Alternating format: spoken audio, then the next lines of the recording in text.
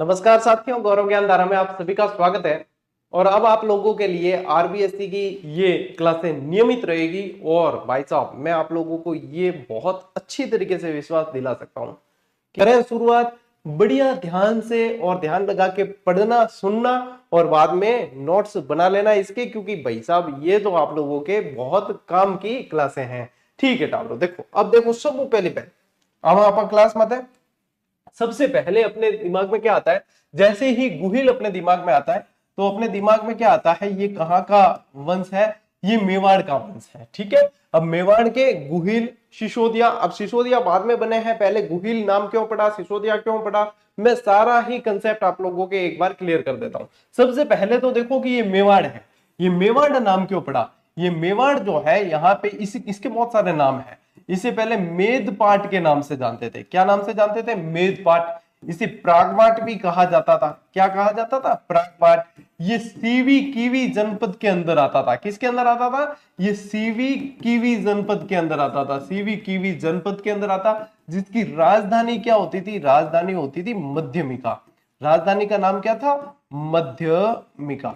और इससे पहले वाले जो चैप्टर मैंने आरबीएससी के ही पढ़ाए हैं, उसमें मैंने आप लोगों को बताया था कि जब सिकंदर ने आक्रमण किया तो पंजाब और उसकी तरफ बसने वाली जो है मालव और मालव हो गए, योद्धे हो गए, सीवी कीवी, ये सारे जो है यहाँ पे आ गए थे उस समय, और यहाँ पे आके बस गए थे। तब ये मेवाड़ वाला क्षेत्र जो है वो बस गया था।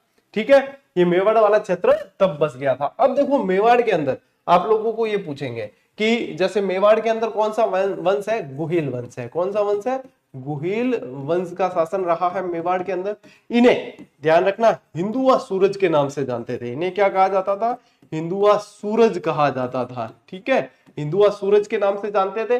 साथ ही साथ में आपको ध्यान रखना है कि ये जो गुहिल वंश है, इनकी कुल देवी कौन थी? क्या ध्यान रखोगे? इनकी कुल देवी, जिन्हें बायण माता के नाम से जाना गया।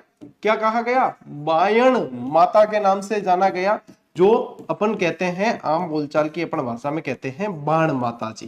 कहीं क्या? बाण माता जी। और क्या ध्यान रखेंगे अपन? कुल देवता। कुल देवता, तो कुल देवता इनके कौन है? एकलिंग जी। कौन है? एकलिंग जी। और एकलिंग जी को ही यहाँ का क्या माना जाता है? वास्तविक शासक माना जाता है। क्या कहते हैं? वास्तविक शासक कौन है? एकलिंग जी ही है। तो राजा कौन हुए? कि यहाँ के जो राजा हुए, यहाँ के जो राजा हैं वो बाद में कहलाए राणा, क्योंकि राणा शाखा आएगी बाद में। वो यहाँ के क्या कहलाते थे? दीवान कहलाते थे। वो क्या कहलाते? दीवान कहलाते थे। जो नए बच्चे हैं वो समझना कि यहाँ के जो शासक है वो अपने कुल देवता को ही क्या कहते थे? कि आप ही हमारे शासक हो, आप ही यहाँ के राजा हो और हम आपके दीवान हैं, हम आपकी आज्ञा से यहाँ पे शासन करेंगे। ये चीज कहते थे कौन? यहाँ के राजा कहते थे। जैसे कि अपन पढ़ते हैं राणा प्रताप, राणा अमर सिंह, राणा कुंभा, राणा लाखा, राणा संग्राम सिंह। तो ये राणा शाखा बाद में, इससे पहले रावल शाखा थी। इससे पहले रावल शाखा थी, और रावल शाखा से पहले का जो इतिहास रहा है वो भी मैं आप लोगों को बताने वाला हूं। अभी तो मैं आरबीएससी पे तो आया ही नहीं हूं, आरबीएससी पे नहीं आया हूं। अभी तो मैं आपको पहले की कुछ चीजें बता रहा हूं कि ये यहाँ पे आप लोगों को कुछ बेसिक चीजें ध्यान में रख लेनी है। इसके अलावा क्या ध्यान रखनी है? इनकी राजधानियां आप लोगों को जरूर पूछेंगे। इनकी क्या पूछेंगे? राजधानियां आपको पूछेंगे। तो देखो इनकी राजधानी तो मैंने यहाँ पे जाके ही बताई है। यदि आप नियमित हो, आप जेजीडियंस हो, आप जेजीडी आर्मी का हिस्सा हो, तो आपको पता है कि मैंने नागदा जाकर आपको बहुत सारी जानकारी दी है। तो इनकी राजधानियों में सबसे पहली राजधानी कौन सी रही है? नागदा रही है। सबसे पहली राजधानी कौन सी रही? नागदा रही। फिर अल्लट आए तो आहड़ को राजधानी बनाया। ठीक है, फिर इसके बाद में आपको ध्यान रखना है कि चित्तौड़ को राजधानी बनाया। किसको बनाया? चित्तौड़ भी राजधानी रही है। फिर आपको ध्यान रखना है कि कुंभलगढ़ राजधानी रही है। क्या रही है? कुंभलगढ़ भी राजधानी रही है। और आपको ध्यान रखना है कि चावंड राजधानी रही है। क्या राजधानी रही? चावंड। और फिर उदयपुर भी राजधानी रही है। ठीक है, इसके अलावा एक आवरगढ़ और राजधानी रही है। क्या रही है? आवरगढ़ भी राजधानी रही है, जो यहाँ की आपातकालीन क्या राजधानी कहलाती? आपातकालीन, कुछ समय के लिए ही बनाया था, आपातकालीन राजधानी के रूप में जाने की। कुछ समय के लिए ही बनाया था, बाकी फिर इसके लिए जाना जाता था कुंभलगढ़ को, ठीक है, कुंभलगढ़ को जाना जाता था। तो यहाँ पे ये आपको ध्यान रखना है कि ये क्या है। अब इनके मूल पुरुष के अंदर अपन जानते हैं कि मेवाड़ वंश का यानी कि गोहिल वंश का मूल पुरुष कौन रहा है, तो अपन जानते हैं कि बापा रावल। क्या जानते हैं कि बापा रावल रहे हैं, लेकिन ये गुहिल नाम कहां से पड़ा, तो ये चीज अपन जानेंगे। उससे पहले आप क्या करें कि इसका स्क्रीनशॉट ले लो एक बार।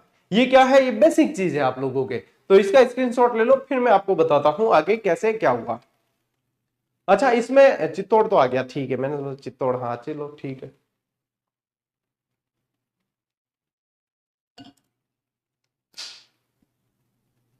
ठीक है, चलो अब देखो, अब यहां पे अपन बढ़ते हैं गुहिल वंश की तरफ पूरी तरीके से, कि ये गुहिल वंश आप लोगों को ध्यान रखना है कि कैसे अस्तित्व में आया। देखो टालो, यहां पे एक गांव था जिसका नाम था केहर। क्या नाम था, केहर। केहर गांव में एक ब्राह्मण रहते थे जिनका नाम था देवादित्य। क्या नाम था, देवादित्य ब्राह्मण यहां पे रहते थे, ठीक है। इन देवादित्य ब्राह्मण की एक पुत्री थी, देवादित्य ब्राह्मण की एक पुत्री थी जिसका नाम था सुभागा देवी। कई नाम हो, सुभागा देवी, ठीक है। अब सुभागा देवी का विवाह किया गया, लेकिन संजोग देखिए कि जिस दिन इनका विवाह हुआ उसी दिन ये विधवा हो गई। तो सुभागा देवी के अंदर क्या ध्यान रखोगे कि विवाह वाले दिन ही विधवा हो गई, विवाह वाले दिन। मैं शॉर्ट में यहां पे लिख रहा हूं आपको समझाने के हिसाब से, आप इसको डिटेल में लिख सकते हो यदि आप चाहो। बाकी ये किंवदंतियां हैं, कहानियां हैं, इससे पहले के बिल्कुल पुख्ता साक्ष्य नहीं मिले कि ये चीजें, लेकिन इतिहास में यही चीजें पढ़ते आ रहे हैं अपन, ठीक है। तो इनको ध्यान रखना है अपने को। अब विवाह वाले दिन क्या हो गई, ये विधवा हो गई, लेकिन ये सुभागा देवी के जो गुरु थे उन्होंने इनको एक बीज मंत्र दिया। गुरु ने क्या किया, बीज मंत्र दिया। अब बीज मंत्र क्या होता है कि बीज मंत्र का उच्चारण जिसको ध्यान में रखते हुए किया जाता है वे प्रकट होते हैं और उनसे ये गर्भ धारण जो है कर लेती है। तो यहां पे क्या हुआ कि इनने एक बार भूलवश सूर्य देवता का स्मरण करते हुए बीज मंत्र का उच्चारण कर लिया, सूर्य देवता प्रकट हुए और गर्भवती हो गई सुभगा देवी। अब गर्भवती हुई तो लोकलाज, भाई विधवा थी ये तो, और लोग कैसे समझेंगे कि भाई ये तो बीज मंत्र के कारण हुआ है, तो लोक लाज के कारण जो है इन्होंने क्या किया कि जो ये थे ना देवादित्य ब्राह्मण, इन्होंने क्या किया कि सुभागा देवी को कहां भेज दिया, वल्लभी नगर भेज दिया। कहां पे भेज दिया, वल्लभी नगर भेज दिया। सुभागा देवी को वल्लभी नगर भेज दिया, क्योंकि ये क्या है कि भाई ये देवादित्य जो थे इनको लोक लाज का डर था कि भाई पुत्री की भी बदनामी होगी और ये चीज है, तो इन्होंने क्या किया कि इनको भेज दिया लोक लाज के कारण वल्लभी नगर भेज दिया। अब यहाँ पे ये बीज मंत्र वाला आपको स्टोरी जो है वो ध्यान में रखनी है, बीज मंत्र वाली स्टोरी यहाँ पे आपको ध्यान में रखनी है, ठीक है। अब ये वल्लभी नगर जाती है तो वल्लभी नगर में इनके एक पुत्र जन्म लेता है, पुत्र का जन्म हुआ, ठीक है। अब पुत्र धीरे धीरे बड़ा हो रहा है, तो पुत्र क्या है कि बाहर जैसे खेलने जाता है सहपाठियों के साथ वगैरह, तो मैं छोरा क्या मजाक कर देता, मजाक में पूछता कि तेरे पिताजी का नाम क्या है, आपके पापा का नाम क्या है, बताइए, यूं वो फलाना टीम का। पुत्र ने, इनके पुत्र ने एक बार घर पे आके जिद ली, अपनी माँ को कहने लगे कि भाई मेरे पापा का नाम बताओ ये वो। तो फिर जितने में जो है सूर्य भगवान प्रकट होते हैं और सूर्य भगवान जो है इन्हें पूरी बात बताते हैं। पूरी बात बताने के बाद में इनको एक शिला भेंट की जाती है। क्या करते हैं, इनको एक शिला भेंट की, शिला भेंट की। शिला मतलब समझते हो, एक मतलब लादे टुकड़ो हम सको, यानी पत्थर का टुकड़ा, और कहा कि इस शिला को हाथ में रख के तू जिसके भी भाई हाथ देगा वो गिर जाएगा, वहीं वहीं गिर जाएगा, मतलब वो खत्म हो जाएगा, मर जाएगा। तो इस शिला के दम पर इन्होंने पूरे वल्लभी नगर के जो है राजपाट को हासिल कर लिया। वल्लभी नगर के ये बन गए राजा, और इनका नाम इसी कारण, इस शिला के भेंट के कारण इनका नाम क्या हो गया, शिलादित्य हो गया, ठीक है। देखो मैं पूरा एक तरीके से आप लोगों के लिए रूट मैप कैसे बनता है वैसे मैं बना रहा हूं, ताकि आप लोगों के लिए रिवीजन करना बहुत आसान हो जाए और बार बार आप रिवीजन कर पाओगे, तभी ये चीजें स्थायी होगी, ठीक है ना। एक तरीके से ये रोड मैप बन रहा है आप लोगों के लिए, इतिहास का रोड मैप तैयार किया जा रहा है। अब ये किस नाम से जाने गए, ये शिलादित्य के नाम से। और इन्होंने क्या किया, ये वल्लभी पर शासन किया। इन्होंने क्या किया, वल्लभी पर इन्होंने शासन किया, वल्लभी पर शासन किया। अब देखो वल्लभी पे एक समय क्या हुआ, वल्लभी पे एक समय हुआ विदेशी आक्रमण। एक समय विदेशी आक्रमण हुआ। समय कोई 524 ईस्वी के आसपास था, लेकिन समय का पुख्ता प्रमाण नहीं है, इसलिए आप समय नहीं भी लिखोगे तो चलेगा।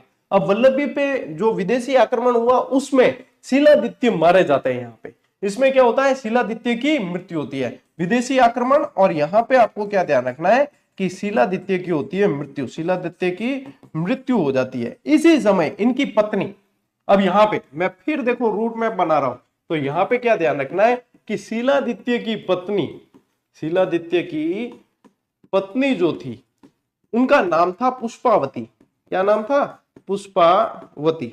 ये पुष्पावती जो है गर्भवती थी, ठीक है, ये गर्भवती थी। और ये पुष्पावती कहाँ गई हुई थी, अपने परमार, ये परमारों की पुत्र थी, तो परमार पिता के पास, परमार पिता के पास गई हुई थी। और परमार पिता के पास में कहा गई हुई थी, चंद्रावती गई हुई थी। परमार पिता के पास कहां पे, चंद्रावती गई हुई थी ये, ठीक है। चंद्रावती कहां पड़ता है, आबू सिरोही के अंदर। चंद्रावती कहां पड़ता है, आबू सिरोही के अंदर। अब ये परमार पिता के पास में पुष्पावती कहां है, परमार पिता के पास में गई हुई थी, चंद्रावती गई हुई थी। जब जैसे ही इन्हें पता चलता है कि विदेशी आक्रमण हुआ है और शिलादित्य जो है इनकी मृत्यु हो गई है, तब ये क्या करती है, ये सती होने का प्रयास करती है, सती होने का प्रयास करती है। लेकिन लोगों द्वारा इन्हें रोक लिया जाता है, क्योंकि ये गर्भवती भी है और इन्हें कहा जाता है कि गर्भवती महिला जो है सती नहीं हो सकती, आप सती नहीं हो सकती। ऐसे समय में इनको जो है एक गुफा में शरण दिया जाता है। इनको कहां ले जाया जाता है, एक गुफा के अंदर शरण दिया जाता है, गुफा में शरण दिया जाता है। ये कुछ समय वहीं रहती है और वहीं पे जो है पुत्र को जन्म देती है। एक पुत्र का जन्म होता है, ठीक है, एक पुत्र का जन्म होता है। और चूंकि गुफा के अंदर पुत्र का जन्म होता है, इसलिए इस पुत्र का नाम क्या होता है, इस पुत्र का नाम होता है गोह। इस पुत्र का नाम गोह या फिर गुहे दत्त कहा जाता है। क्या कहते हैं, गुहे दत्त या गोह। अब ये गोह या गुहे दत्त नाम जो है वो कमलावती ने दिया था।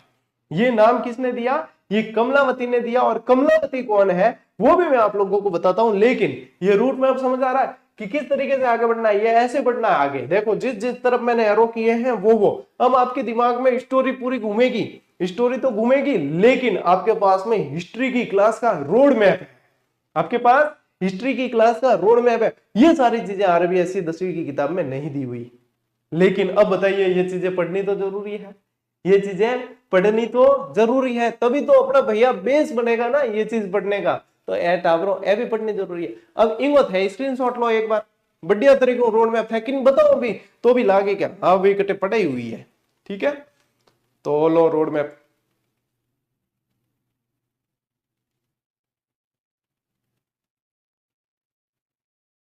फिर बढ़ते हैं आगे, ठीक है।